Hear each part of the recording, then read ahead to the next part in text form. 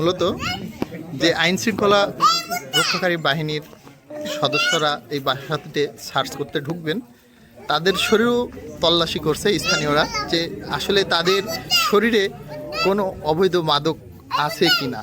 মূলত তারা একবারে শূন্য হাতেই এই বাড়িটির মধ্যে অভিযানে ঢুকছে। আমরাও তাদের সাথে অভিযানে অংশ নেব, আমাদের সাথেই থাকবে।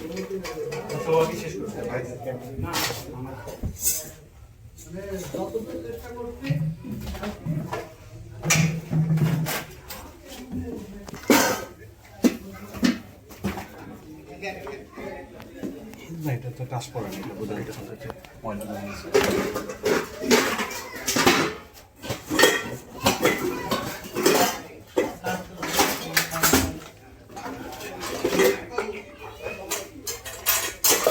এই তোমরা কোথাকার? এই বাড়ির? যাও যাও যাও। এই তোমরা আসো কেন? গাজা স্যার, আমরা আরেকটি পটে পেয়েছি, আসলে এখানেও সেই মাদকদ্রব্যর কিছু স্যাম্পল রাখা আছে, যেটি ইতিমধ্যে সকলের সম্মুখেই আইন শৃঙ্খলা রক্ষাকারী বাহিনী যেটি উদ্ধার করেছে। যে পুলিশ আসলে সকলের সম্মুখেই তাদের এই অভিযান চলছে।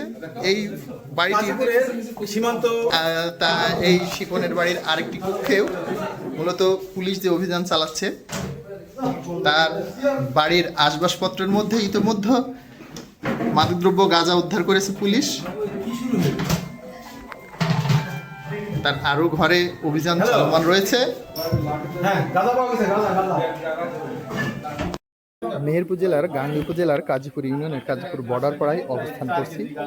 আজকে পুলিশের বিশেষ মাদক বিরোধী অভিযানের আওতায় এসে একটি বাড়ি থেকে 4 কেজি গাঁজা উদ্ধার করেছে প্রশাসন। এই বাড়িটির আরও যে আসবাবপত্রগুলো আছে, আইন শৃঙ্খলা রক্ষাকারী বাহিনী, পুলিশ সদস্য এবং তারা সবগুলো খোঁজ করছে। মূলত এই বাসাটিতে বিভিন্ন রুম থেকে তল্লাশি চালিয়ে যে মাদকদ্রব্য উদ্ধার করেছে, এতে আরও সন্দেহটা বেশি হয়েছে যে আরও রুমগুলোতে থাকতে পারে। সেই আলোকেই মূলত প্রশাসনের লোকজন তার বাড়িগুলো তল্লাশি চালাচ্ছে।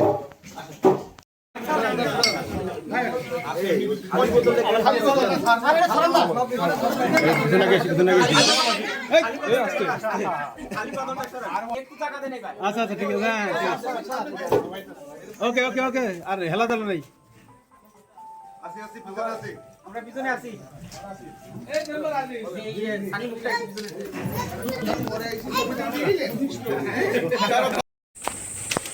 আর একটি বাড়িতে অভিযান চালিয়ে এখানে মাদকদ্রব্য গাঁজা উদ্ধার করেছে আইন শৃঙ্খলা রক্ষাকারী বাহিনীরা। মূলত সেটি ধরে রেখেছেন ভবানীপুর ক্যাম্প ইনচার্জ আব্দুল করিম।